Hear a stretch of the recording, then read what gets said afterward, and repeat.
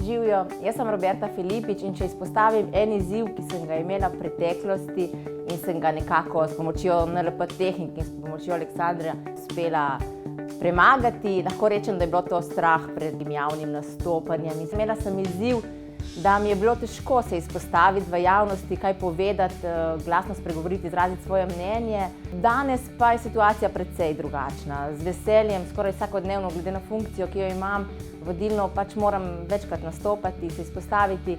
In prav zato so mi zelo pomagale tehnike NLP. In če izpostavim, recimo, kako sem si pomagala. Danes se zavedam, da je vsa moč v sebi in da strah lahko premagam in da črpam moč samo iz sebe in probam odkrivati svoje potenciale in vse manj se oziram na mnenja okolice. Če se mi pojavi dvom, si rečem, Roberta, you can do it. Pejdi naprej in verjemi vase in zmoreš. Tako da sem zelo hvaležna, da sem šla skozi ta proces raznih izobraževanj od NLP praktika, coacha in hipnoze. Če lahko rečem, sem se v bistvu programirala sama sebe, da zdaj lažje, lahkotneje stopam po poti, ne rečem, da ni izzivov.